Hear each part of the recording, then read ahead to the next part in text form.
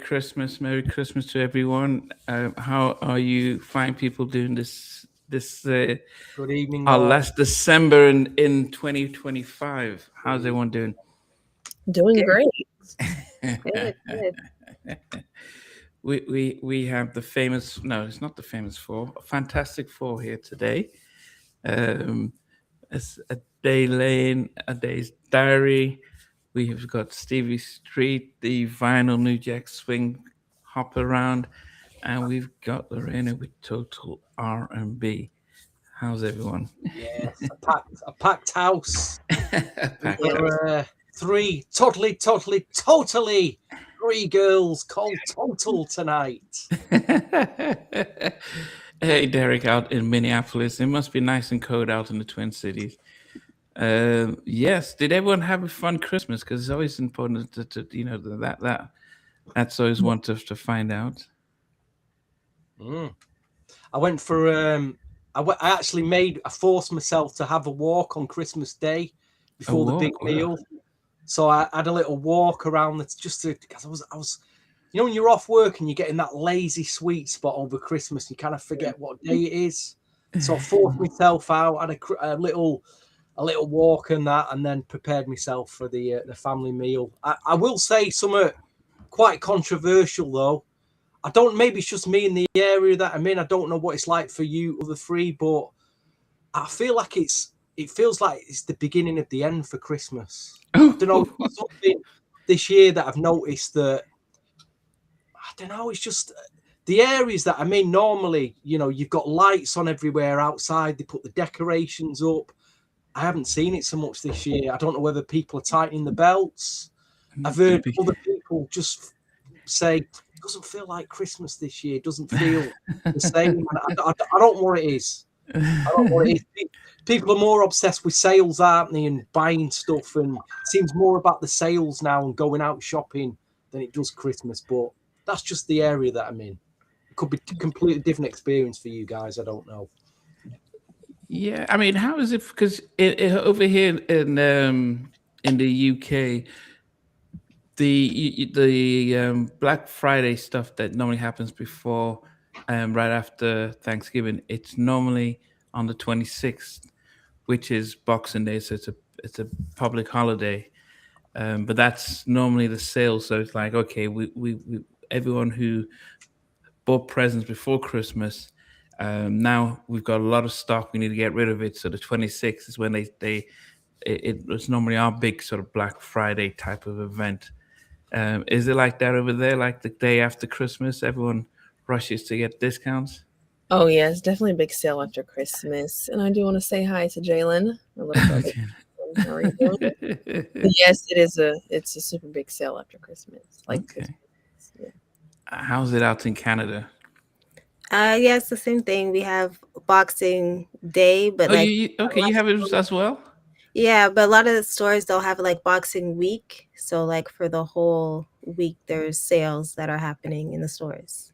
Okay, okay, okay, okay. Just welcome everyone that's joining us, and Mac as well. Good evening, all. Welcome. Um, yes, we've got Zay. Welcome as well. It's always good people joining us for and Misty Johnson. Welcome as well. Happy Sunday. Happy Yes, Sunday. happy Sunday.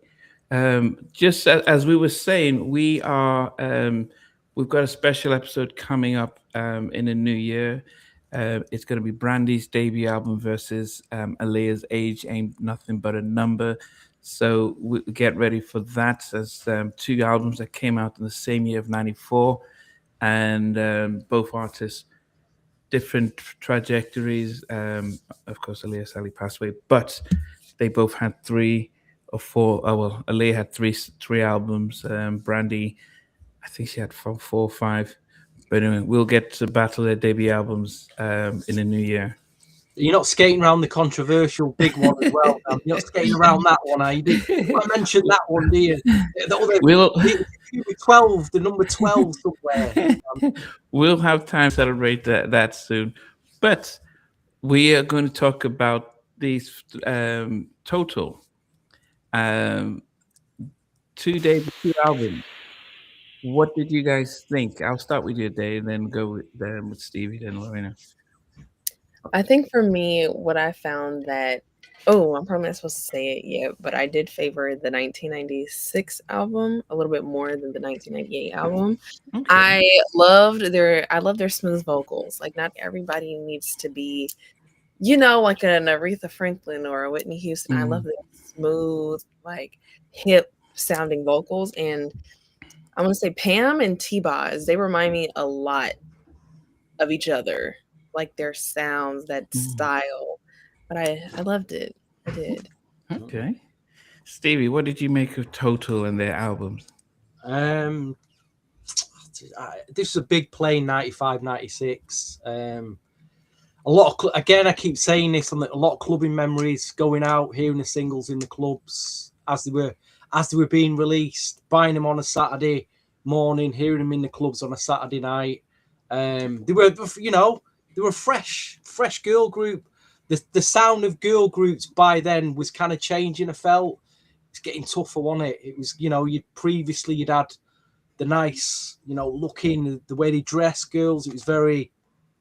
But by the time Total came around, I mean, we'd have a few other groups like YNV, 7669 that really kind of pushed the sexuality and the boundaries of the way girl groups were going. But I think by the time Total came around, it kind of stamped that. And on the second album, I mean, I don't know about the second album. I'm kind of indifferent about it, listening to it now. First album, not great. Second album, I'm clutching at straws at some of the tracks, I'll be honest. Okay. Lorena, what about you? For me, I was actually more familiar with the second album than the first, because I guess I was a little bit older. But then listening to the first album, I really liked the first album over the second one. Okay. I was surprised. I guess maybe for nostalgic reasons or something, I was going to gravitate to the second one. But yeah, it was easier and more fun to listen to the first one. So I really enjoyed that. Okay. That was interesting. I think when they first came out and they had very similar formula with 112, having a debut single with Biggie was always going to grab the attention. Pam also had a very similar, a unique tone, similar to Slim of 112, but she sounded like a baby, like a baby voice. So it wasn't a Coco or En Vogue, as you said. It wasn't. It just had a very distinct sound, and then alongside with Keisha as well, they did the bulk of the singing, and then you had Pam, who was the entertainer, the one who would dance and as well. And this was probably 96 when they first came out. That was at its peak of R&B. It's as well as we'd say. I'm just trying to see now. When did the album come out? Did it come out in 96? Yeah, because they had a single on a soundtrack, didn't they? What was the soundtrack? Got it. Who's the Man? No, it was New Jersey Drive. Was it New Jersey Drive? Yeah. It came out on Tommy Boy, didn't they? Because they were at, that single was released on Tommy Boy Records, and that was big. It was a big, very big single. And then after they dropped the album, so yeah, the hype was on that first single though, straight off the bat. So the album came out the 13th of February, 96. But they it's strange because Can't You See came out in 95, and No One Else came out in November of 95 before the album itself came out in 96. And to push the album, they released Kissing You and Do You Think About Us as the fourth single. So I mean, yeah, they came out at really interesting time, and as I said, I don't know, everything Bad Boy between 94 to 98 was gold. Everyone just you just pretty much bought anything that's on the label, and and they really they used a lot of samples and stuff, so it didn't feel musically original, but it felt hip as well. But it's interesting you both. It's interesting, Steve and Ray. You both favored the debut album. Yeah, I actually, if I was on my, I think the second album, I think I think I preferred the bulk of the songs Really? on the second album. Yeah, I think Wow, man. I think Interesting. yeah, I started to think, I started to listen. And, the debut album was great, but when I did this stuff, I was listening to the second album. I thought actually I do like these songs. I like the changeover with Missy coming in and adding a different style and vibe. Um, I must say, it was it was some of the interludes were a little a little risque. Some of the interludes were like, oh goodness, okay. It was a little hard to listen to and stuff. So yeah, I'm thinking, goodness, how did I listen to this back in '96? Same thing when if I listen to the Chronic or the Doggy Style album, I'm like, oh goodness, this is a little too hard to listen to in this day and age. Um, but um, when did you guys? Okay, Lorena, did you? When did you discover the album? Did you discover it when it came out, or was it just later? The second album, I guess, when it came out, because that's when like you would buy like a whole bunch of CDs. So I just remember that was one of the CDs that we had in the house, and it was being played. Again, I probably shouldn't have been listening to it, but It I has did. parental advisory on it. But whatever. There's a lot of songs I shouldn't have been singing as a kid, but here we are. I felt like they had really good, strong singles, but I guess just listening to the album as a whole, I preferred the first album. The first album, I just listened to it the first time doing this in its entirety. Before that, I only knew the singles. I've never listened to the full Okay. first album before. Yeah, both M. Mac and Brando in Chicago says the first album had too many songs. Wow. No. Wow, okay. The timing on the second album was perfect. That's what Brando out in Chicago says. Okay. Did we think that though? Did you guys think that as well? The second album did have a lot of songs. It was like 13 of them. It's like on the second one. It's a lot. 18 got all these interludes, 18 tracks. A lot to get from. Yeah. A lot of, Yeah. like you say, there's so many features on it. Black Rob, he's not with us anymore, is he now? Missy No. Elliott, Mocha. Who remembers Mocha? Wow. Yeah, she was. Yeah.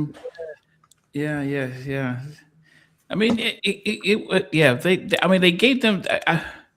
They gave them some tracks. They gave them some tracks.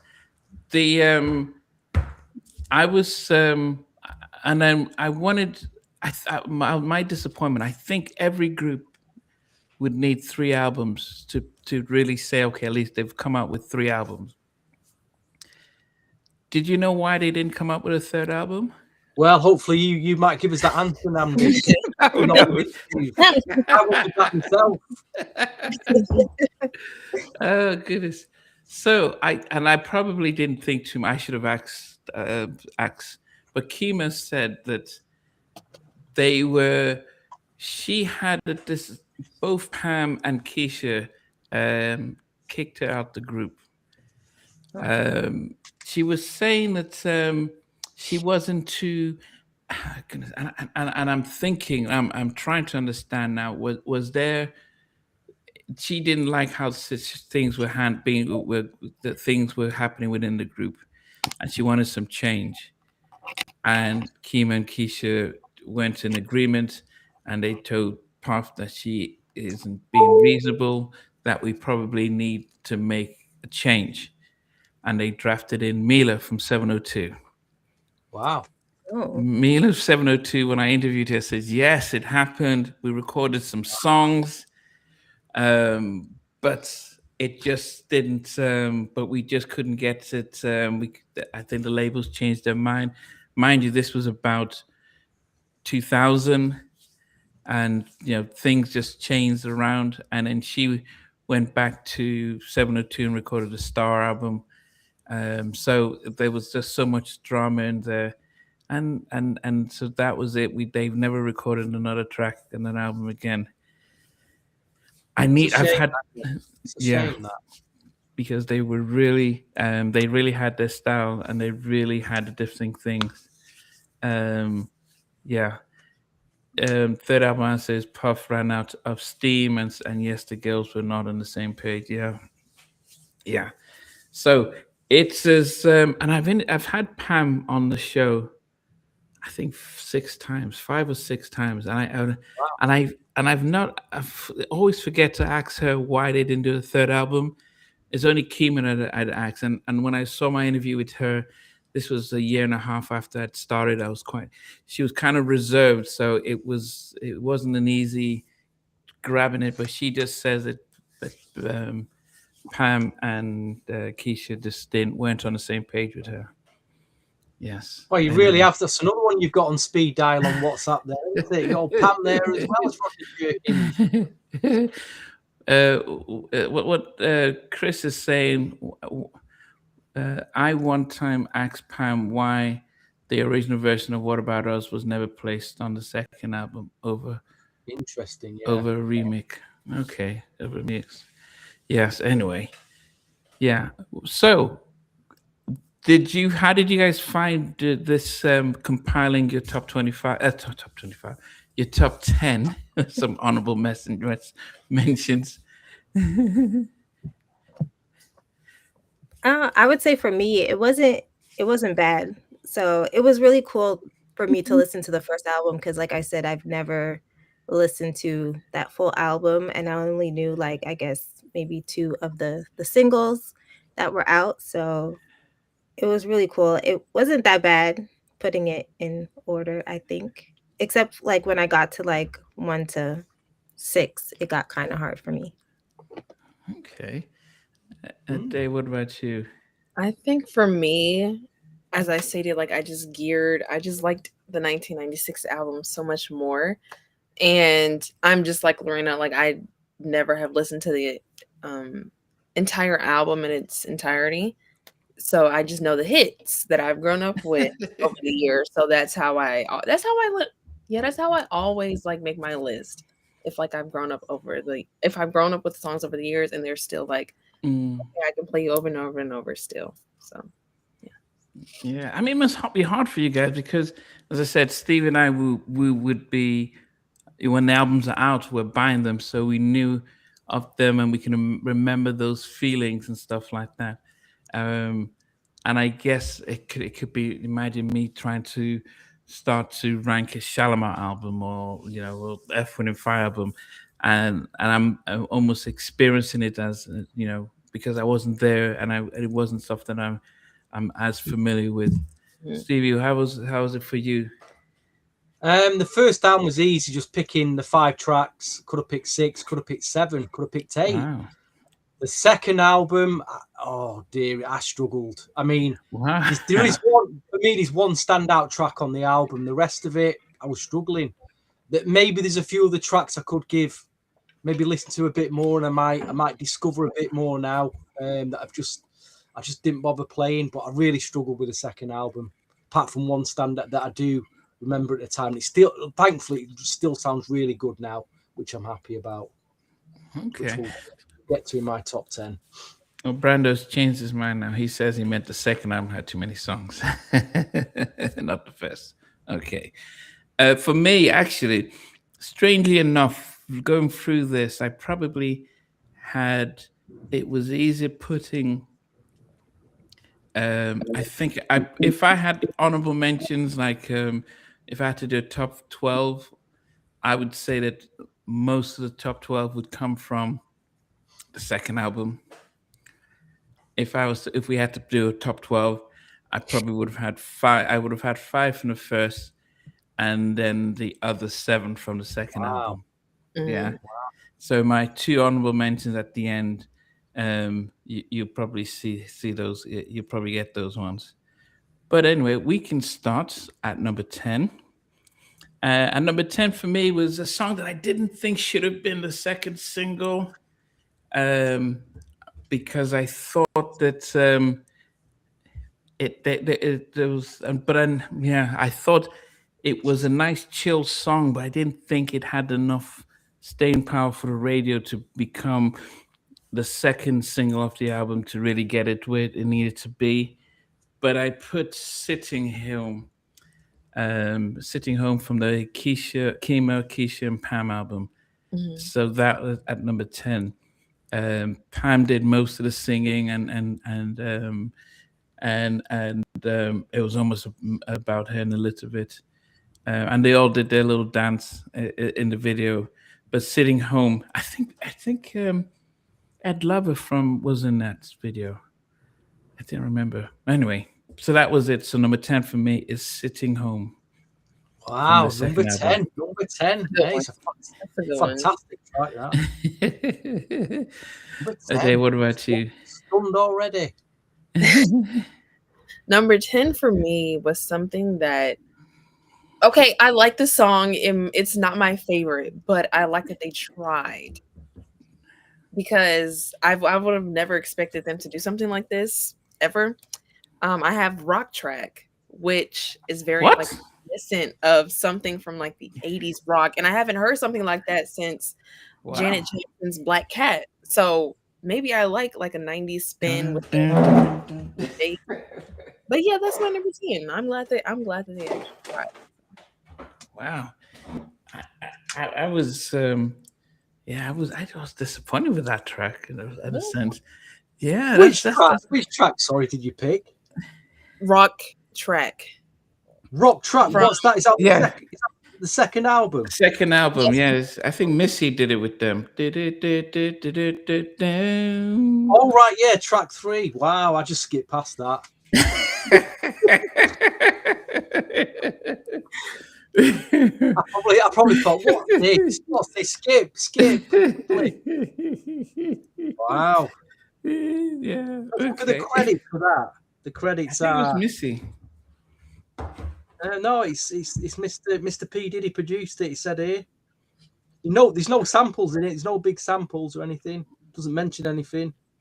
It's Okay. written by Mario Winans, Missy Elliott. Yeah, Missy, yeah, Rock Track. P. Diddy. Yeah, Mario, yeah. Yeah, okay. So what about you, Stevie? What did you pick for number 10? I went for a track that I barely ever played, but having listened to it on this album, I think I now know why it stood out to me, because of the sample. It says samples "Dreams of Tomorrow" by Lonnie Liston Smith. For any of you cosmic jazz funk fusion listeners out there, you'll know all about Mr. Lonnie Liston Smith. But the track I went for was "Rain," produced by J Dub and Sean Puffy Coombs. That was his name then, Sean Puffy, and Tony Dofart's on here as well. Kelly Price wrote it. Kelly's a writer on it as well. Lonnie Liston Smith. God, there's a lot of monetary credits going all over here, apart from in Total's pocket. Yeah, so Rain samples The Garden of Peace by Lonnie Linton Smith and Dead Presence by Jay-Z. I like and I do wonder if I wonder what else he would have sampled.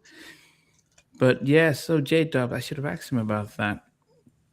Okay. Rain wasn't a bad track. Rain was good. Rain wasn't a bad track.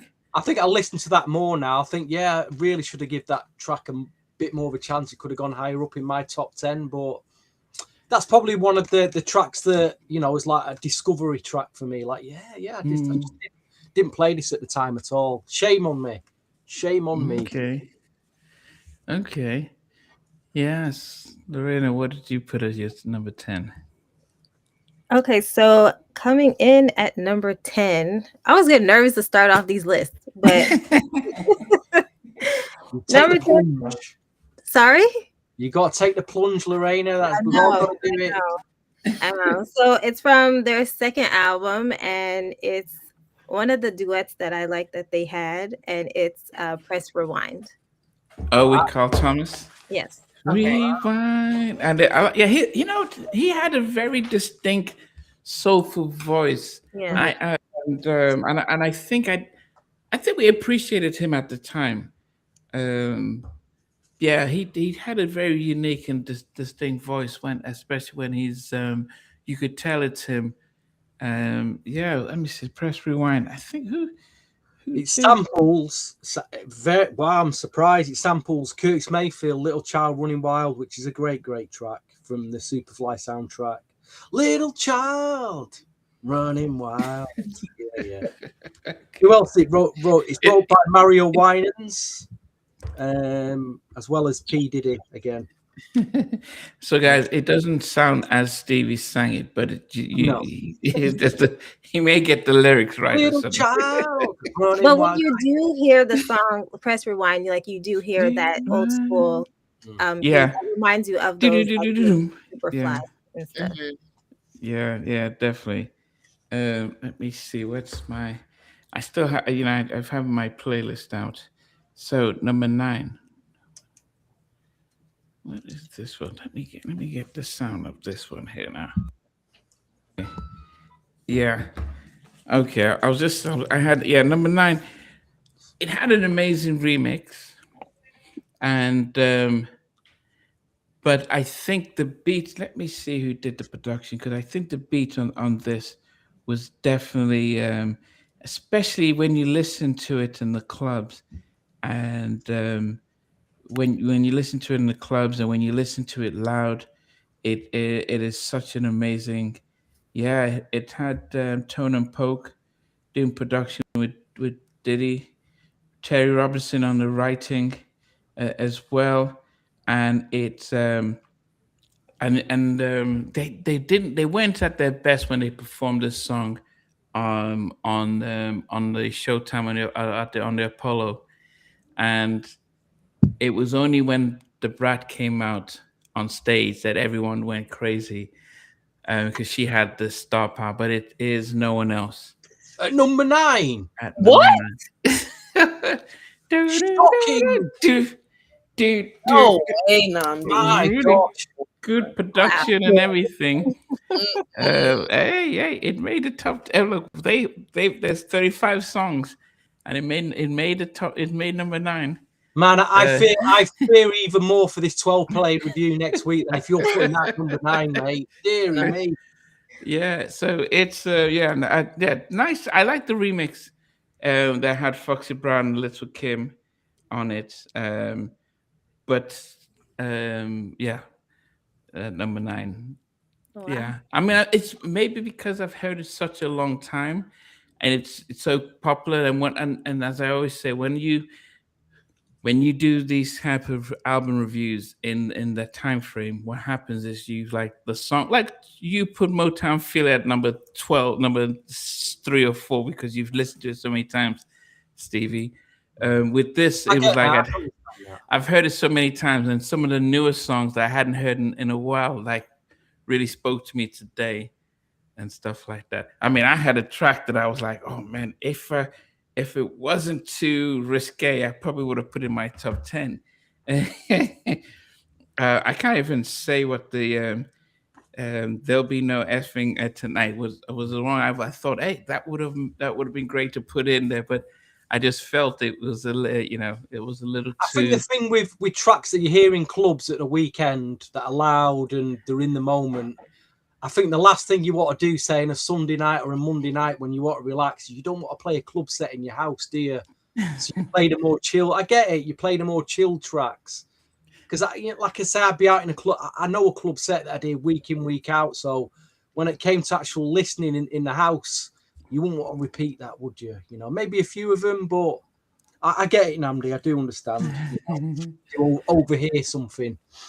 Yeah, I mean, it was, as I said, it was big. I think it was big for such a long time, but I think as I was doing the list, some of the songs just felt, a lot different. Rush home on a Monday night to put my 12-inch version of Bell Biv DeVoe Poison on, din, din, din, din, din, din, din, and wreck the neighbours, and neighbours going bang, bang, bang on the wall. Turn it down. I get it. Dave, what about you? What's number 9? Number 9 is Don't Ever Change. I think it's from the second album, I think. But mine, number 9 is Don't Ever Change. Yeah, no, that came from the first album. First album. First album, Don't Ever Change. Okay, what did you like about that track? I can't really remember what it sounds like. At this It moment. had it was the ballad mainly sung by Pam, Okay, that's probably why though, and it had the sample, not the sample of Zap, do wap Computer Love? yeah, Okay. Computer Love, yeah, Yeah. okay. Oh, it was a nice track. That was nice. Yeah. Chucky Thompson produced it as well. So it makes sense because Chucky was the Chucky makes sense with Chucky on it. Okay. Yeah, it was a nice track. That. Yeah. Okay. Yeah, I It's forgot fine. what it sounded like in that moment, but yeah, that's my number 9. Okay, Stevie, what went to number 9 for you? Number 9. I'm not even sure if I'm fully like this. It was these 9 and 10 spots were really to just fill up. They're just filler spaces, aren't they? But I didn't like the rap, but it had a big sample in it, and again, it did. The groove, the remix did sound good in a club, but I'd still put the original so much better. If the original was on these albums, it'd be my top 5. But What About Us remix just to fill up the 9 and 10 spots. Like I said, I don't like the rap in it. I don't mind the big dum dum dum, that big bass line sample. It's probably the best part of it, really. And it's just a shame I couldn't. As you've got it in the back, you've got the 12-inch on your wall there, Ade. What about us? I think I got a promo 12 of the album mix and the instrumental in a Bad Boy sleeve somewhere. I'm sure I've got it. But yeah, that's my number 9. Okay. I'm shocked. That should be high. Wow, you not number 9, and you had the audacity to talk about my stuff. What?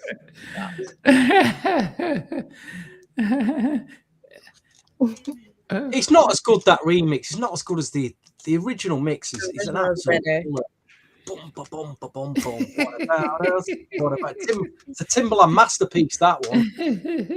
But the remix just didn't as good as that. But it's still in my chart. Okay. Goodness. Lorena, what did you have? For number 9, it's another song from the second album that I think it was produced by Heavy D, The Most Beautiful. That's my number 9. Wow. Okay. I can't remember that one. Just didn't. Yeah, I can't remember that one. What do you remember of that? It has like a different beat to it, I found. The beat was really different. I really liked the beat of the song. Okay. What I try and look at is and see where did I rank it in the most your other friend Warren Campbell's on the track as well, Namdi. And it samples Memory Band by the Rotary Connection. Wow, there's an obscure name, the Rotary Connection. Wow. Yeah, I think I put it at that made my top 15. Okay. That made my top 15. Okay. Number 8 for me. I think what I liked about this was the sample that it used. Let me try and see. Number 8 here is, and this is going back to the second album, and it had, let me take a final peek to listen to make sure that number 8 here, what have I put it down at? It's the one featuring, where is this stuff here? Yeah, they did have a lot of tracks here. I can't find it. Oh, where is it? Hold on. I have to go to my playlist to see what I put down total. Number 8 was no, it's not. And at this point, folks, if you want to go make yourself a coffee, have yourself a beer or a whiskey, do that now. Andy, I've had it back on both and says yes. Try to find this track. Yeah, so this was Total featuring Mace. If You Want Me, and yeah, and it wasn't as good as when Mace did Tell Me What You Want with Total singing it. So what didn't have the same type of impact, but it was good to have his lazy rap in there, and it sampled the Busta Rhymes track. Mm-hmm. What was the song of Busta Rhymes? Is It's that like Pastor if you really Cavassier? If me, you really some, want to pass to me, yeah, that's the yeah, that was definitely a track that I think they should have had as their second single, because if they had had that track with Mace in the album, I think it would have done better than sitting home. I think this would have, because people would have remembered that Buster track, they would have seen Mace, that would have had a big impact. So, but yeah, really liked it, and it made my top number 8. Busta Rhymes is trending at the moment, isn't he, on the old social media? Maybe we don't want to go into that, but we're just saying it's trending for certain reasons. Maybe you won't find out for yourself next time you do scrolling at 2 a.m. on your phone. Yes. That was my turn. My number 8 is I Don't Want to Smile, the ballad that they did on the second album. Wow. Me too. I don't wanna. It's called. You girls are all over the place tonight with your selection. Wow, it's good. At least all these tracks get highlighted anyway, because I just wouldn't have picked any of these. Yeah. As I said, what? It made my top 15, but when I think about Pam, her vocals on the track, she sings very vulnerable. Because when she performs, she looks as if she's fearless, but when she's singing in these tracks, you can hear the innocence in her vocals, in the vocals, and it was different. It wasn't like a Coco singing, or the girls from Cut Close and stuff. So yeah, it was just different and unique, and that's really what cut through. Yeah.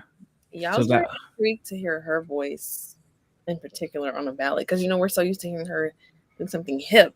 yeah. That's Yeah. Yeah. I was listening to this. I was like, man, I actually do like. I'm a massive fan of Pam, and this is something. So she's been on the show 5 times at least. I think 6, but I'll count. My first time interviewing her, she said, "Okay, so you've got 20 minutes." It was recording. She just said, "Okay, we've got 20 minutes, so we don't want to waste time. So let's just go." And I'm like, "Damn, 20 minutes!" And I squeezed out an hour and 2 minutes that very first interview. Nearly triple the I time. squeezed out an hour and 5 minutes from that very first interview, because she only gave me 20 minutes. And since then, she's come back that many times. But it's and I think there are times when I stop and I think, hey, this is Pam from Total, and her life completely changed. She's had so many ups and downs, especially with things, and I think she really had it bad in the industry. I think, and I think her whole change is about the fact that, whatever, all the stuff that happens with it behind the scenes, she was right in the middle of all that, and she comes out saying, yes, I messed up, I did a lot of stuff, and I'm trying to change. So yes, yeah. So it's but yeah, so when I hear her vocals on this stuff, I say, man, people who go to see Total might be thinking, oh man, we miss Pam, because she brought a lot of different stuff on the stage. And it isn't just singing the songs, it's the performance and her vocals and her presentation and stuff. Wow, you're some Donnie Simpson, Namdi.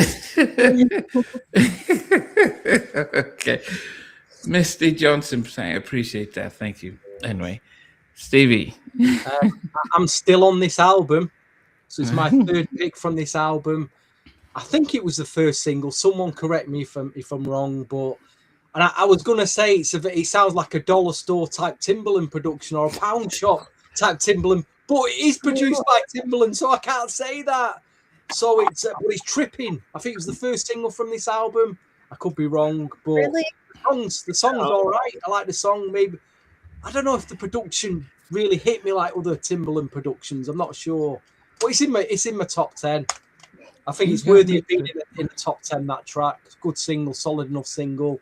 So there it's tripping at number 8. Yeah, it's strange because it has Missy, Dow Pearson, Timbaland, Puffy, and Mario One as producers. So it feels as if, I know Puffy, he does say a few words throughout the track. So I don't know if a Bad Boy 98, and I don't know if that counts for being a producer on it. But yeah, I don't know. It was the first single. Yeah, so Timbaland didn't have full production, so maybe if you think it was a B version of Timbaland, it's because he's just one of 4 producers on it. Yeah. The song was released Puffy and Heavy on My remix as the main version, regardless of the single. So it's strange because they said, was that the person rapping? Was that Black Rob? Because I thought it was Timbaland that did in the video. Oh, no, that's What About Us. Doesn't say. I don't think there's a rap on it. I think they might have been on the 12-inch remix. I remember there's some other mixes of it. Track listing. They had the one featuring DMX on the remix. Yeah. DMX on the remix. Okay. A remix with DMX. Okay. All right, tripping. All right. Lorena, what's your number 8? For number 8, again from their second album, the song that they have with Mace, If You Want Me, that is at number 8 for me. I really like the beat because obviously I'm familiar with it from Busta Rhymes. So that was probably one of the reasons why it made it into my top 10, but it's a good song. I like it. Yeah. And it did it definitely did have that familiarity with it. It sampled Sweet Green Fields from Seals and Crofts. Interesting. Very interesting. Stevie J. I have to look up the samples because some of these groups I've never heard of before. Yeah, it's like a 70s West Coast thing, wasn't it? Seals and Crofts. DJ all day there, giving us a bit of humour at number 8. I like that. Very good, sir. So normally, everyone who that from the 90s who whether it's J-Dub or anyone who's worked with they don't call him Diddy, they all call him Puffy. Remember Rodney Jerkins says, yeah, Puffy and Stevie J. So I think when we're talking about the 90s artists, if we call him Puffy, this is pre-Baby Oil, pre-Cassie, because Cassie came in 2000, and he changed his name to P. Diddy and Diddy. So I think it's safe when we call him Puffy. So the Puffy version was the sort of music maestro. He still stole money, but he was still the music version that people know him as. And they still, all of them, they all call him Puffy, not 112. Yeah, Puffy did that. So I think we're safe when we call him Puffy. I think we get into 50 Cent's territory if we start using the Diddy name. So, yeah. Okay. Number 7, is that me? I think I'm back to me now. I had a playlist on one phone. Yes. So back to, so this song was released on the Soul Food soundtrack. And it says the remix was on their album. Doesn't sound any different from the one that had the video with Missy and Timbaland. But the rap, I thought that was Timbaland. But they said Black Rob. And it's What About Us? Yes, I'm like, that's I didn't sound like Black Rob. Did you guys? You've heard it. What About Us? Mm-hmm. The one. Talk about a remix, aren't you? Well, they said remix featuring Black Rob, but I said that doesn't sound like Black Rob. It sounds like Timbaland. No. I It's, thought it sounded like Black Rob. It's Black Rob. It says Black Rob in the yeah, credits. it does say Black Rob, but it doesn't sound like him. No, it's definitely. It's not. No, I didn't hear Timbaland rapping on it. Okay. Yeah, and when he mentions listen to Timbaland and Missy in at the end of the rap. So that was why I was just surprised. But yeah, but anyway, as I said, I liked the moving away from the sort of bad boy sample stuff, and I liked what Missy and Timbaland gave differently to them. Yeah, definitely a different vibe, and it was and Timbaland was really at his peak at this time as well. So yes. There were 3 versions. Soul Fruit soundtrack doesn't have Timbo rap. That's what DJ All Day says. Okay. Yeah. All right. Ade, what's yours? My number 7 is Press Rewind featuring Carl Thomas from their 1996 album, from the first album. What song is that? Press Rewind. Oh, okay. Okay, yeah, that was the Carl Thomas one. Rewind. So did you know Carl Thomas at the time? Oh, Yeah, I know Carl Thomas from I Wish. okay. Is him right? I wish I never. Yeah, I've never heard him on another song except for this. Oh, what about the one with Faith? Faith I'm Evans. emotional. Emotional, yeah, that was a big one. Never heard it. Oh wow, that was a big She'll one. discover that in time. She'll do a little IG video reel. Remember when Carl Thomas released me and Namdi will go, well, we remember that, but they didn't. So if you listen to it, it samples Biggie's one of Biggie's songs. So it was so if you listen to Emotional with Carl Thomas and Faith Evans, that was massive. You will have heard that somewhere. Yeah, Summer Rain is one of my favorite songs by Carl Thomas. Oh, wait a minute. Did Monifa say that she was supposed to do that track and she gave it to Carl? I can't remember now.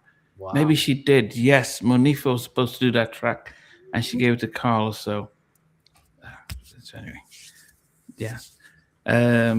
But yes, I would say that, Emotion was good. Yeah, but Carl's voice, that's why I said very distinct and as well. I think that was, definitely a nice track. Baby, I can't imagine. That's okay. Yes. Stevie, what about you? A big shout to DJ All Day. You can hire him. Only all day, though. You can hire him all day. Weddings, bar mitzvahs, maybe even funerals. I don't know. But all day, fine. But not night. You can't hire him at night. Anyway, let's move on for my number 7. I think you've all mentioned this one. If You Want Me featuring Mace has made my numbers. So we're all in agreement with that track, are we? Yeah. So we're all kind of, it's in our above. If you want, but I don't think you haven't picked it. You not mention it, Ade, no. No. Okay, well, you mentioned it, Namdi, and Lorraine. Yeah, I did. Yeah. I picked that track already. Oh goodness. Okay. I don't know. What about you? What goes in? We're at number 7. Yeah, number 7. For number 7, I'm finally moving on to the first album, and I put "Do You Think About Us." Okay. That's what I have at number 7. Do you think about us? I think it was like or written by Raphael Sadiq. Yeah. Damn. He started following me on IG, so I need to be mindful of what I said. But he was singing. I could hear his backing vocals a lot on it, and that's what when I think of the song, I just hear him singing the backing vocals. And I do wonder if we had allowed Total to sing it, if it would have sounded different. So yes. Do you think about it? Because it felt like it was like, man, this is such a nice song. I don't want to lose it, but I'm gonna sing on it. It's But okay. maybe there's like a story behind it too, because I find like, for example, with Cuff It for Beyonce, that was his song that was supposed to be for the Tonys, and then she took it. So maybe Mm, it was a song that he had, and maybe it was okay. her. Who knows? Yes, yes. Okay. That makes sense. That makes sense. All right, number six. What did I get as number six? Um, now, I I think at this time, this song actually, I wonder if they'd released this song, if it would have done as good as it should have.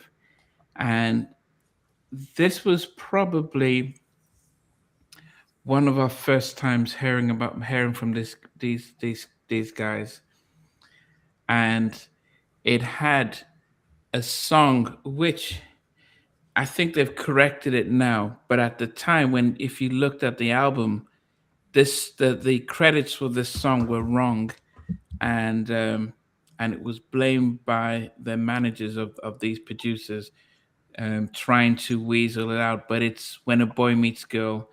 It was written by Tammy Lucas with Pharrell and produced by the Neptunes.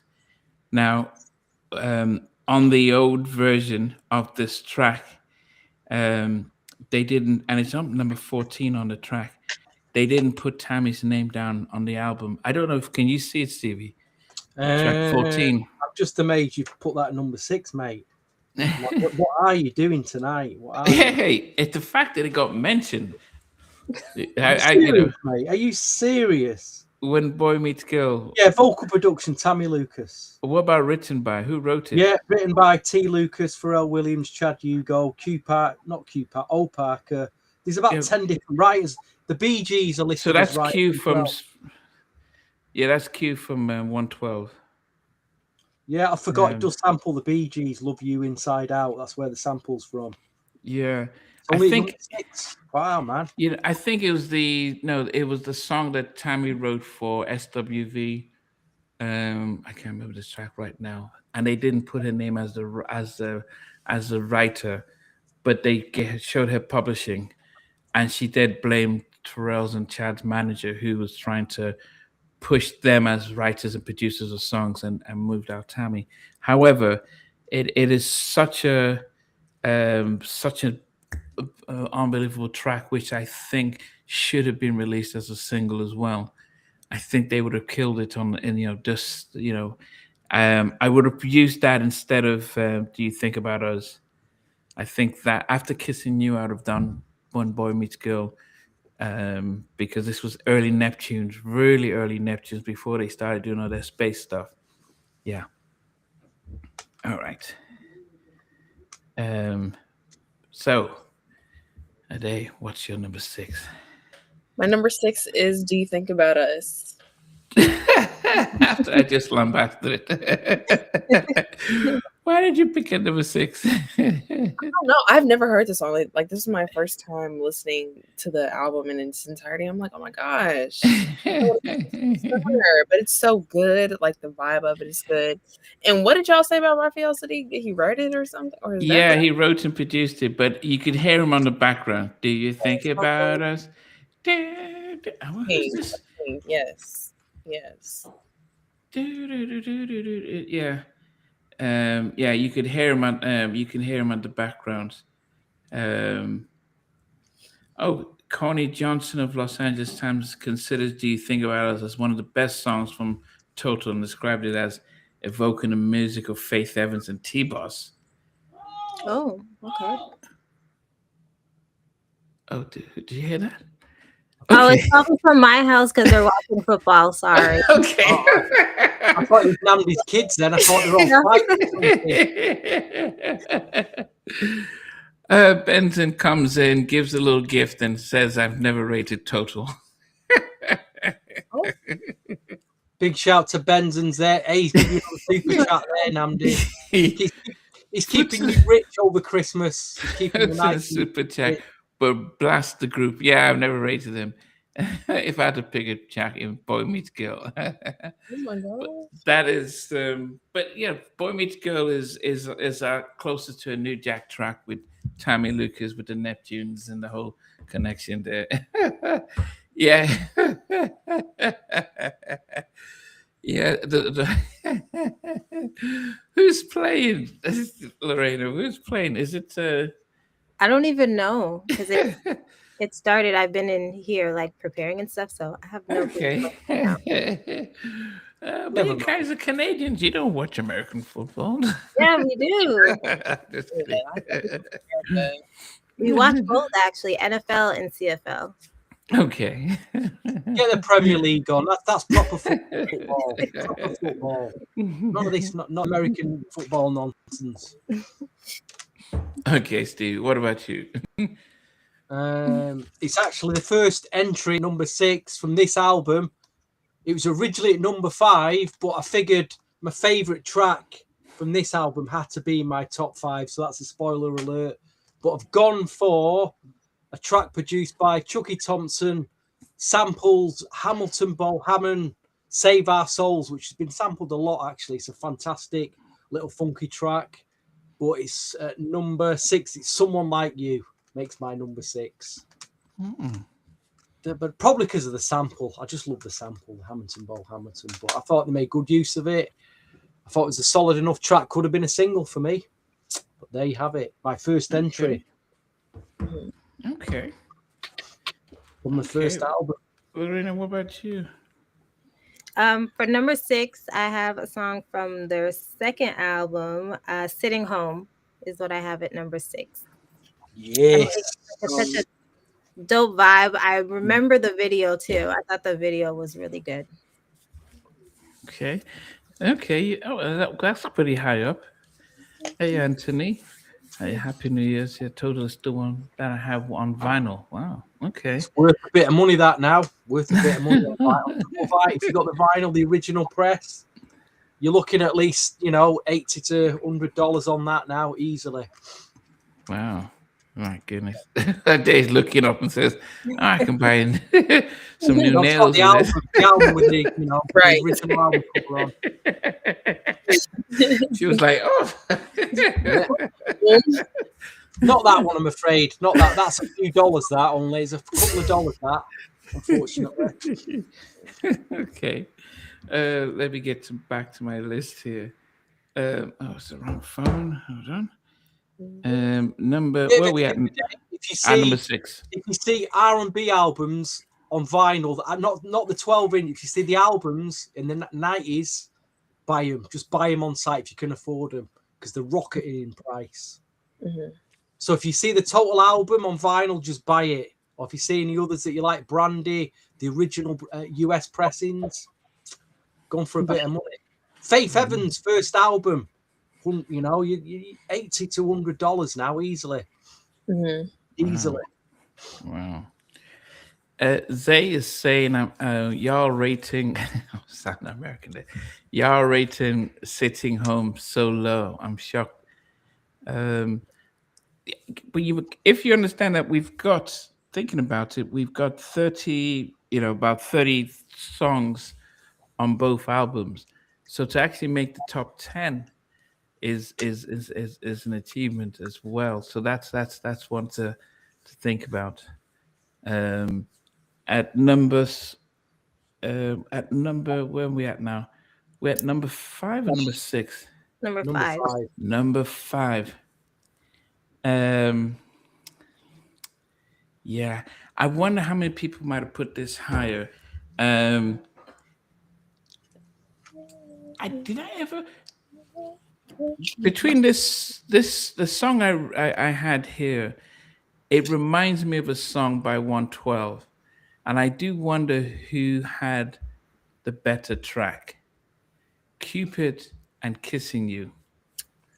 If you were to pick out of the two, which would you pick as a better track, Cupid or Kissing You? That's tough. No.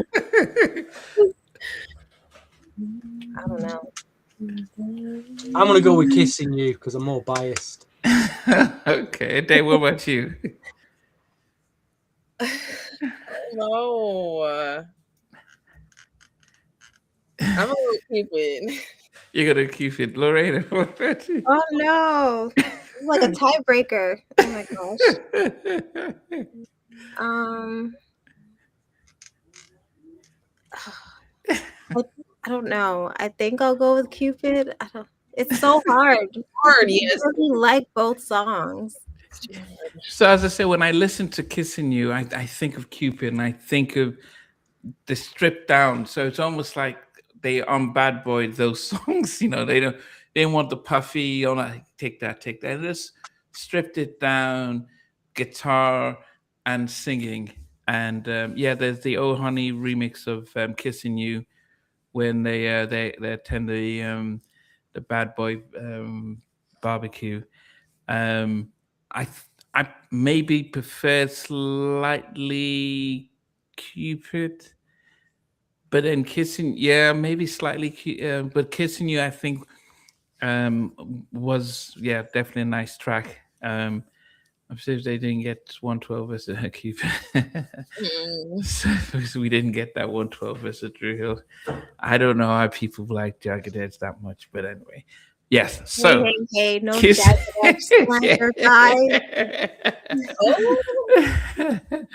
Oh goodness, yeah. But so Kissing You at number 5 for me. Yeah, definitely a nice vibe and stuff like that. Doom, da, doo, doo, doom. Another Raphael Sadiq production. Wrote and produced it. Yeah. Yeah, definitely. So that's it. Kissing You, Raphael Sadiq. Yeah. You're my pride and joy. Wow. And my baby boy. Yeah. It went gold. It was their biggest, I think it was their biggest single. It was their biggest single. Sounds incredible now, that record. Really does sound good. Yeah, yeah. Yeah. Okay. After all this time, after 30 years, it just sounds amazing. Yes. Okay. At number 5, hey Marco, it's yeah. As we always say, we rate the songs based on how we're feeling at this point in time and stuff. But all this, let me see, the biggest selling single. Yeah, they're all. I think the one that they on the US R&B charts. Looking through, Tripping went to number 3, and Can't You See went to number 3, and No One Else number 4, but Kissing You number 6. But Kissing You actually did no, Tripping went to number 7 on Billboard 100. All right. Yes. All right. So, and albums, what did they do? Go ahead, Ade. Number 5. Number 5. Number 5, I have What About Us? Okay. Classic. Do do do do do do. Okay. Wait, what about us in the video? Who's in the video version? That's Timberland. That's rapping, is it not him? Or there's no. What do you remember of the video version? I don't think there's a rap in the video version. Ah, Is there? okay. What about us? Yeah, I total make yeah help me see. Yeah, I just always thought that I always just thought that it was Timbaland doing the rap, but maybe as he talks about hearing Total sing, I thought he did do it. Anyway, that's just on me. Stevie, what about you? I've gone for the outstanding track on this album. The reason I probably keep this album in my CD collection, and that's Sitting Home. Wow. Obviously, that big guitar loop was originally on the Whitehead Brothers, wasn't it? Yeah, so Darryl Person did the production on the co-production there. I'm just thinking that guitar loop, was it originally? Obviously, we heard it on the Whitehead Brothers, but was it ripped off from something else, some 70s soul track? I'm just looking at the samples on here, see if it was, because I can't remember. Where's the track? Kenny Whitehead is featured as a writer on it. Oh, So they actually contain sample of "Forget I Was a G" performed by the Whitehead Brothers. So they originally came up with that guitar loop. Whoever played guitar on it. Daryl Pearson. Interesting on this. Does anyone recognize a name, Jack Knight? Does that ring any bells? Has anybody had a solo album out?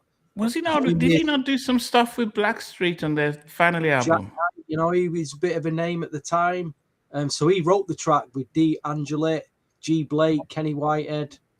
And it's produced by Garrett Blake. But I think it's an outstanding. I think it's the best track on this album by a mile. It has to be in the top 5. Really. I thought, this has to be in the top 5. So, as strong as the other tracks are on the first album, and that is my last edition. I've used all my 5 tracks now, so it's got as high as 5. I save the best, as Vanessa Williams says, save the best for last. There you go. Hold me nose off camera here. Look what Misty. She said Trippin had some of us getting panther tattoos. Okay. Like a Black Panther or like a Panther? I think there was. I think it was like paw prints. Yeah. Best mid. People like his. People do like Pam's vocals. She sang her home out on sitting home. As I said, I think I appreciate. Okay, Laredo. Okay, as someone scored a touchdown, you can. Oh, I know. It's loud. That's why I'm trying to stay on mute because that's fine. It's fine. As long as we knew that there wasn't any trouble, that's fine. Fine. No. It's because there's like family over and stuff like that. Yeah, it's fine. I think it just caught us off guard, but we're cool. Don't worry about it. So for number 5, I put No One Else with The Rat at number 5. Oh wow, it went that high up. Yeah. As I said, when you're doing a double album like that, it's actually including it in the being able to include it in a top 10 does say that actually it is, it was, because when you have 30 songs, goodness, you've included it in there. Yeah. Okay. Number 4. I'm sure people will be surprised that I had this at number 4. Let me see who actually did the wow. So it was who is this? I think it was Chad Elliott and Daryl Pearson who did this track. Who is? But is is she do? There's something about this track that I just loved the production. I thought it was a Timbaland track production until now. I loved the British woman speaking at the beginning of the track, and then they used you call yourself a friend. That was just do do do do do. You call yourself a friend? I tried. I just loved the track. Loved how she started off, and then she had. I'm like, just say, she sounds like she's from London, and then she's. And then they use her last lines. You call yourself a friend, and then Pam's singing this song, and I'm sure no one would pick it in the top 10. But for me, it is number 4 for me. I've always loved the track from the first time I've heard it. I thought it was all the beginning. Like whoever was, I thought it was awful the way it started. The English, terrible number. See, because completely unlistenable. Spoils the track. No, definitely not. It actually makes it because you're listening to this terrible, and you're like, wait a minute, that does I'm sure there's some London girl moved to New York, and then she just like, hey, what's going on? This is not how never we been do. allowed in the studio. Never been allowed in the studio. Oh no! See that? This is like an old granddad talking. Wait, what was yours? I Tried. It's on the second album. You can't remember it? No. No, you can't remember. The You can't girl remember. yelling that somebody slept with her man. No. Oh, you can't remember it. Okay, I mean, and it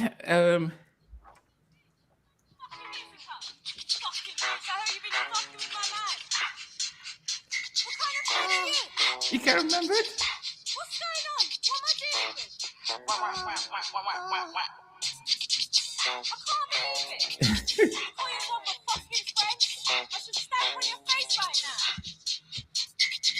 Why? Just why? What is the point in that? Yeah, I did like. I just love the. I'm from London. I was like, get terms made out this.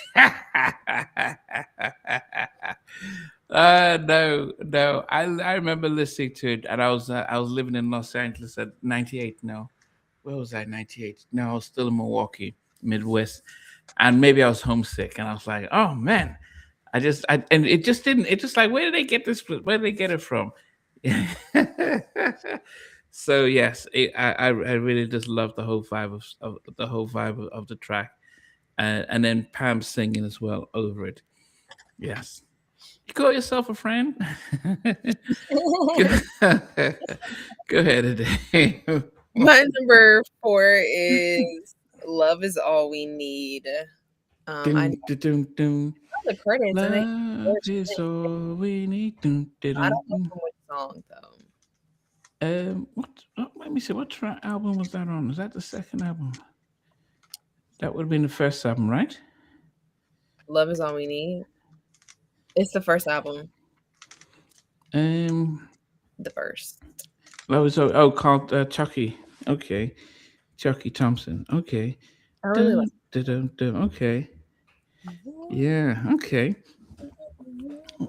Okay. Wasn't okay. That was that high up. All right. Should have been a whole track. Okay. Stevie, what did you get to number 4? Number 4, I got obviously I think it was the first single, wasn't it, on the New Jersey Drive? No, it wasn't. No, it was the second single. I'm stand corrected. No One Else featuring Debrat. On the US CD single that was released, there was an R&B remix which smoothed it out. If I could have included that, I would have, because that's for me, that's the best mix of this track. I think that smoothed out R&B remix. But No One Else, great memories, great club memories of this track. Big single at the time, number 4. Okay. It had so many remixes here. It had Puffy Radio remix, R&B remix, Daddy, That's the one. Puff Daddy. Oh, amazing mix. Okay. Lorena, is it a touchdown yet? Okay.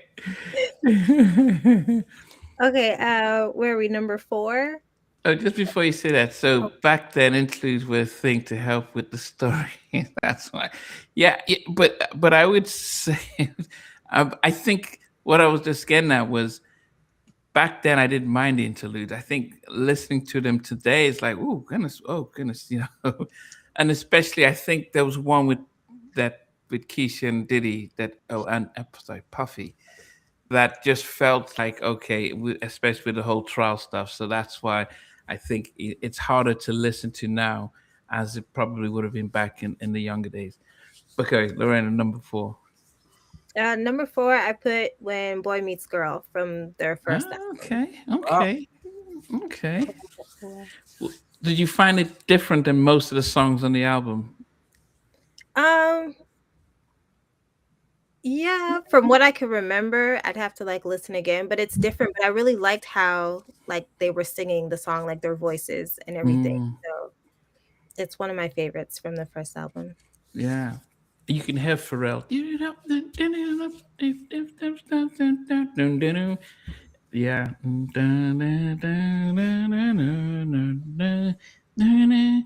I wish they could have given the Neptunes a little bit more tracks on that, because I think they did really did a real good job with that. Yeah, they did. Yeah. Okay. Right. Top 3 now. Ooh. Yeah. this, this was the first single that they released, and I didn't realize all that. Yeah, and yeah, as you can see, that they did have a lot of people, little hands in the pot. Missy, Dell, Pearson, Timbaland, Puffy, and Mario. But the song was released with Puffy and have Ferrer and Mario's remix as the main version with regards to the sin cover. So I think what happened is they took what Timbaland and Missy did, and then they added their remix to it. Um, and then but I love Tripping. I think it was such an especially going away from their hard. I think they tried to soften them up in the second, because if you saw that they weren't, if you see the clothing here, all shades and black leather, and then they come here and they are becoming, they're a little bit more. So the video, Sitting Home, Tripping, and What About Us, they try to just present them differently. And so for me, Tripping, loved the video, loved the whole styling and everything like that, was very explicit. I don't think I remember listening to anything. I need to listen to and read the lyrics as well. But I love Tripping, um, and it made number 3 for me. Yes. Yeah. What were you singing the other day? Tripping is good. It didn't make my list, but it's good. Oh, you didn't make it. Wow. Okay, you'd be tripping then. She'd be tripping. She didn't even put tripping in her list. Oh, but yeah, I do love the outfits though. The outfits were. But for my number 3 is the song that introduced me to Total, and what made me gravitate towards the song is, what's her name? Is it Kima, the one who has like the really high voice, who does the "Take Me Away"? Oh yeah, that's Kima. Can't you see? It's my number 3. Wow. And yeah, Okay. that was first introduction to Total. And I was like, oh my gosh, I love them, especially the part when Kima was like, I don't sing, but when she did, yes, I was like, gosh, I wish I you did to me. Yes. yes. Yeah. It's a pity that she didn't get to do much singing. But then again, you're competing with Pam, who had a very distinct voice, and Keisha, who just was in it. I mean, Keisha always looked possessed when her first. If you see them perform live, she just looked like she was just lost and stuff. But yeah, yes, okay, good choice, Stevie. What did you get for number 3? I did mention earlier that I think this track sounds really, really strong now, and I think it's really stood the test of time. It might be number 1 on a few people's list, and I totally understand why it would be at number 1. But it's at number 3, and that's "Kissing You" of Raphael Sadiq. It's got that classic Raphael Sadiq feel on it. It's a big track, really classy track, great track. 3, 2, 1, any of them places. It's worthy of being anyone's top 5 anyway. Thank you, please. Do. Yeah, definitely. I mean, Tony would have smashed it if they did it as well. They would have smashed it as well. So, or Raphael Sadiq on his own, but he gave it to them, and they, it's a great track for them. It is a great track for them. Yeah, and it was different as well. It was definitely different. Okay. Lorena, what did you put in number 3? Number 3 is a song from their second album that I have, and it's "Trippin'." So that is my number 3. Okay. Wow. Okay. Didn't expect that. No. No. Wow. Well, they didn't even put in her top 10, so that was, I had a number 3 as well. Did okay? Was it a shift from the first album when you think of Tripping? I feel like it's more, I guess, from that sound from that era. I guess it's like like a Y2K type of futuristic, a little bit the sound I Mm. find from there. But it's also too like one of the songs I remember when I was younger, when I shouldn't have been listening to that album. Yeah, yeah, definitely, definitely. Okay, top two. Yeah, I think people would be surprised with my pick for number two, and I went to the first album for number two, and I don't think I gave this song enough listen to at the time. Yeah, nope, wrong album. And until we did this, and I was thinking, oh man, this was definitely a track that I really appreciate with Chucky Thompson doing production. Yeah, it did have Puffy on it as well.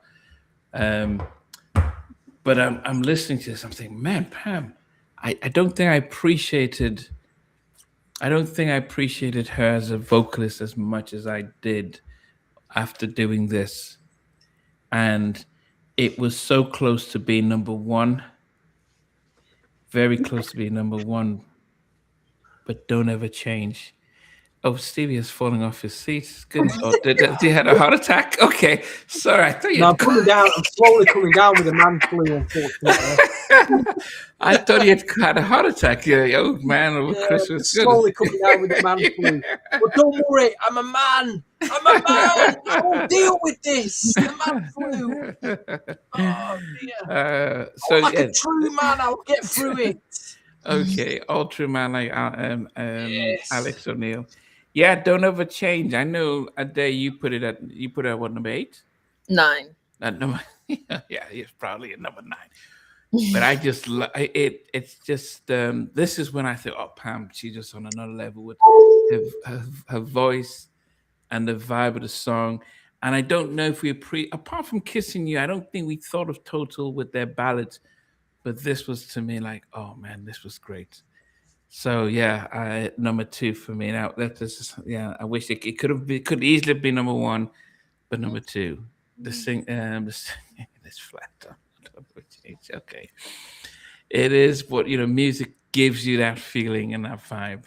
So yes, that's what Don't Ever Change does for me. Yes. Ade, what about you? What's number 2? My number 2, I feel like my number 1 and 2 could be like interchangeable with each other. Like both of them should be 1. But I have Kissing You for number 2. Okay. Okay. Total. And it's just so amazing that Raphael Sadiq has just written everything. Like I did not know that, but that's amazing. Yeah, I mean that's I mean he did the music for Sinners. I mean that's stuff like that is easy for him. He did I think, did he do Brown Sugar? Was he the main producer and writer on Brown Sugar? Yeah. I don't know if he's the main, but he did. Wasn't it Lady? Oh yes. Okay. Yeah, yeah. So yeah, I mean he's well, I mean he did a lot of he did a lot of the Tony stuff. So yeah. So yeah, okay. But yeah, Kissing You definitely is Kissing You is a hot song. I fell in love with Pam because of that song. Yes. Okay. But Stevie, what about you? I think this is an absolute. It's a '90s R&B classic. This again, big club memories. And initially, this was at number 1. I'm umming and ahhing with this should be number 1. With what I actually put number 1, but it's number 2. Can't you see? We know Tories B.I.G. is at number 2. Can't you see? It's an absolute '90s classic for me. What? Oh my god. Okay. In a way, it's a compliment in a strange old way because Tracy Chapman was on another level when she just sang her own things. But okay. Wow. Yes. It's just a shame he gave the songs to three women who can't sing. My goodness. Ooh. Ooh. Benson, what did goodness, no, they could sing and stuff. Anyway. Ooh. Okay. Loretta, what is your number 2?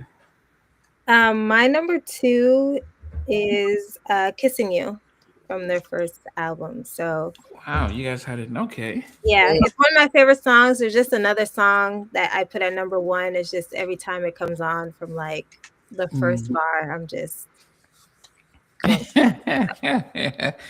Yeah. number 2. Yeah, it is. It's a and as I said, it's definitely a track that I can appreciate at the time. All right, so let me go through my. Well, I had yeah. If I well, I'll look at some of my honorable mentions that couldn't make it. At number 15, I had The Most Beautiful. 14, I had I Don't Wanna. I had 13, Rain. I really liked Rain. I think the other one that I really missed I could have gotten in was the one with Missy, Do Something. It sounded like, when Missy did Bad Boys and with Mocha doing a rap and Missy. Um, I, yeah, so that was it. Then I had Press Rewind with Carl Thomas. His voice was very distinct, but at 11. But at number 10, Sitting Home. Number 9 is No One Else. Number 8 is If You Want Me, featuring Mace. Number 7, What About Us remix with Black Rob. Number 6 is When a Boy Meets Girl. Number 5 is Kissing You. Number 4, I Tried. Number 3, Tripping. Number 2, Don't Ever Change. And number 1, it is really hard not to appreciate their debut single, to appreciate Biggie's rap, and how it just really says, okay, listen to these new girls, but and I'm gonna vouch for them almost with his rap. But and then the James Brown sample throughout the track, and I even like the version with Keith Murray, the remix that they did with him. But Can't You See? It will be another 90s classic, 95 classic that everyone was, you heard. I don't know if it's like Jay Don't Walk Away level, but it does have its space in the 90s. So my favorite total track from both albums is Can't You See, at number 1. All right, today. Yes. So I'm just going through like my entire list, and then number 1. So you can pick your honorable mentions before you get to number 1. Okay. and then you go from 10 down to 1. I think my honorable mentions are Rain, Sitting Home, and Tell Me. And then my number 10 was Rock Track. My number 9 was Don't Ever Change. Number 8 is I Don't Want to Smile. Number 7 is Press Rewind. Number 6 is Do You Think About Us? Number 5 is What About Us? Oh. Number 4 is Love Is All We Need. Number 3, Can't You See? Number 2, Kissing You. And number 1, I still remember the first time I ever heard this song. I was like, oh my gosh, this beat. No One Else featuring the Bratz. Wow. I love that beat. Oh my goodness. And the Bratz, I like. Yes, I love that. Big track. Big track. Wow. Okay. Wow. Goodness, Stevie, what about you? I just want to appreciate this CD packaging, album cover, the front cover there, the back cover, which what a great photograph that is, and also the inside of it as well. Look at the CD and the logo of the group, and again that the photography just superb. I mean, the styling. They just, I don't know, record companies in the 90s seem to put a lot more into the CD packaging, the booklets. It just a lot more than what they do today, anyway. But my honourable mentions are all from this album, really. Do You Think About Us didn't make my top 10, but it's an honourable mention. Don't Ever Change and Spend Some Time. Really, really solid tracks. But number 10 was Rain from the second album. What About Us remix at number 9. 8 was Tripping. Number 7, If You Want Me. Number 6, Someone Like You from this album. And then I've got number 5, Sitting Home, my highest track from this album.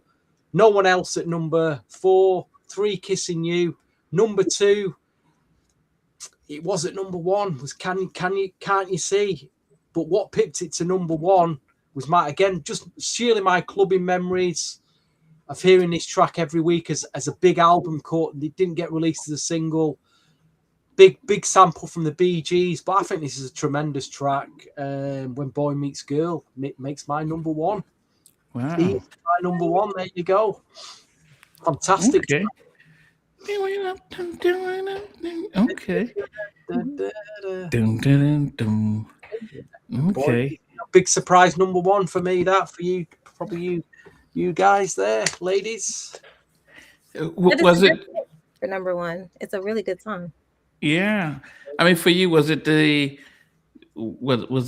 sample? Was it It's what I call a DJ hit. It's the DJs picked that track from the album, and they could have pushed that as a single. You know, the label should have heard should have been out in them clubs thinking, hey, all these DJs are playing that track, and everyone's dancing to it. We need to get that out there. Unfortunately, they didn't. So. You know, but it was a DJ turntable hit that in the clubs, in the R&B clubs. 96 was, I've got so many great memories of that year. Mark Morrison, Return of the Mark. I mean, it was my peak club years then. Great days. Okay, Lorena, what about you? So for me, some honorable mentions that I have is Tell Me, I Tried, Don't Ever Change. And I put What About Us because I didn't like the remix. I like the original, which is on the Soul Food soundtrack. So that's why it didn't make my top 10 because I just don't like that version of it. Number 10 is Press Rewind featuring Carl Thomas. Number 9, The Most Beautiful. Number 8, If You Want Me.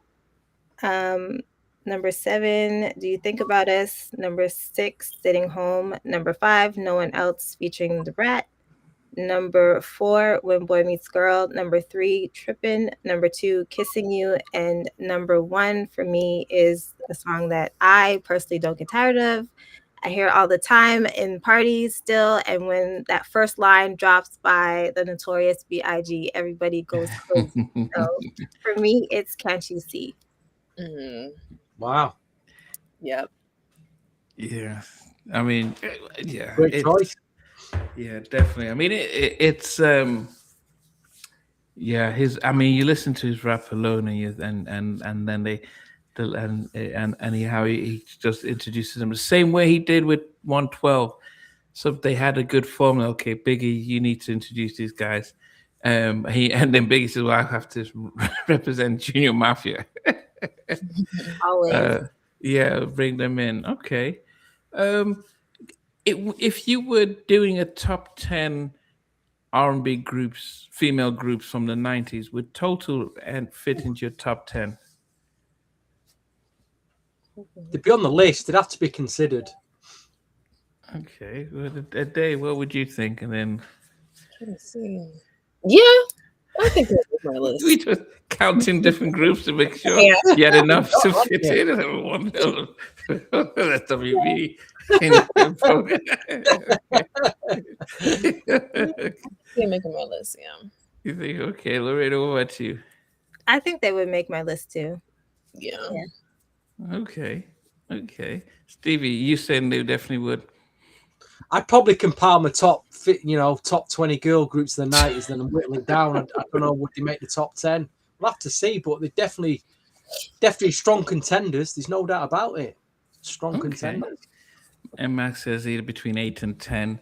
Yeah, it makes sense. I mean, if you think about it, I mean, we will do an episode so we don't give it away. But I would think for me, they having two albums and having a, a different style, so they were not like what everything else, like most of what was out there, um, like Destiny's Child or I think I wouldn't. I don't think Destiny's Child would make my top 10. Um, so yeah, they would Well, definitely they only be. made one. How many albums did they make in the night? Did they make one or two albums? Was it Who's that? 90 Destiny Child? 97 and 99, wasn't it? No, I Destiny think they Child. did three albums. Did they do three albums? I Well, didn't in No, the I'm thinking 90s, how they they had released in the two. 90s. The actual 90s did they release? I think it was definitely one or two. Definitely I think one. it's two. Yeah. Okay. And the second Destiny one, Child. that second album was huge, wasn't it? One with Bills on and the right. The That's the Writings right on number. the Wall. Writing off the Wall was 99 and Destiny's Child was 98. They They'd did a lot. again, they'd have to be considered, Namdi. I don't know. They'd have to be put in. They're a top Who? 10. Destiny The Child. Writings Easy. on the Wall is like It's a massive album. yeah. Massive. Yeah, I mean the Writing on the Wall, that was with Rodney Jerkins. Say My Name. That did that made 13 million worldwide, and goodness, and then Survivor did 10 million, and yeah, I didn't like the Survivor album. Really didn't like the album at all. It was like they were going for their stadium filler album there, weren't they? They were going for their Michael Jackson filler moment. It didn't quite happen for me. Well, that's another podcast debate. That yeah, but and I say that because um, Brian Alexander Morgan, well, they here's just a list posted. here: TLC, SWV, En Vogue, Janae. Wow, yeah, Janae. Escape 702, Changing Cut. So yeah, there's a lot there. There is a lot there. Yeah, so they just said the best-selling R&B groups of all time worldwide. TLC at number one with 85 million. Destiny's Child at number two with 70 million. The Supremes at number three with 50 million. SWV at number four with 40 million. The Pointer Sisters with 40 million. Number six is En Vogue with 30 million, and Sister Sledge with 25 million. Now, it's that's I don't believe TLC sold 85 million records. I think they're adding streams and all that stuff into it, so it's a very hard list to compile. But SWV seem to be the fourth most successful R&B group out there. But yeah, Total I don't didn't. know. TLC's second and third albums were huge, mate. They were huge. You think Yeah. about it. They were absolutely huge back then. Yeah, but anyway, I mean, taking nothing away from Total, I think they were very different. They had the style, they had the swagger, they had different vocals. A lot of people don't seem to like. Not too many people like them as much, but I definitely appreciate them. Um, And I'm If glad we you did were- this podcast. I'm really happy that yes. we managed to Well, appreciate them. just finally though, if you were to, which would be your favorite, the debut album or the second album? I'll start with you, Day. Debut album. The debut album, Stevie. 8.8 out of 10, Okay. maybe 5 out of 10. Wow. Yeah. Okay. Day, what would you rank both albums out of 10? I think the first one, I agree. I would give it. Oh, hold on, kiss me. 9 or 10. I don't know, 9 or 10. But then the second one, maybe a 6. It's not my favorite, but that first one though, 9, 10 level. Like they have so many. Goodness. Lorena, what about you? Yeah, for me, it's the first album, which is it's cool that I got to do this because, like I said, I've never listened to the first album in full ever, and so for me to like that over the second album was really interesting to see. But I definitely rate the debut album higher, so I would give that like an 8.5 out of 10. Wow. And then the second one? I'd give it a solid 7. Okay. Okay. I probably at this stage of life would probably give both albums a 7.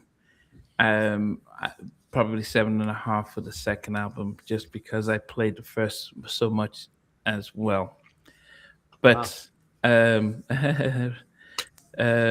Golden Chow says, Pound taught me how to sing. That's really nice. All right, guys. So look out in 2026. We will be doing Brandy's debut album versus Age Ain't Nothing But a Number, Aaliyah's debut album. Both came out in 94. So yeah, we will be compiling our top 10 or 12 songs evenly matched from both albums and compiling our lists. So look out for that. And next week, don't forget, people, it's strictly about the music next week. It's a controversial one, but reviewing it on music purposes only, not about the horrendous things that the person's done in his personal life. Let's get that straight. Straight anyway. Yes. So that would be 12 play next Sunday. Jackie McGee picked the album, and she is going to be right in the middle of that. So we love you guys. We appreciate you guys. Have a safe New Year's, and be grateful. And we, as all of us, I pray and hope that we all make it safely into 2026, and we keep celebrating the art, celebrating the music. Nothing controversial out here, but just fun. And remember, folks, totally free. Okay. All right. So we appreciate you guys, and we'll see you soon. Take care.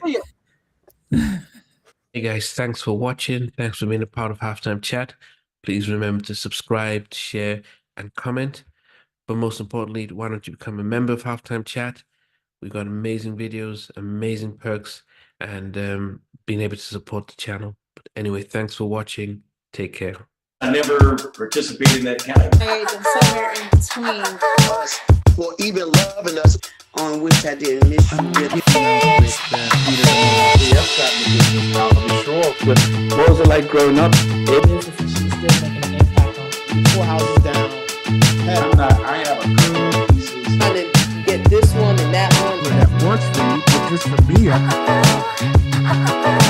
No. Okay. They don't understand what Joseph Boyd winning all spirits. Play it.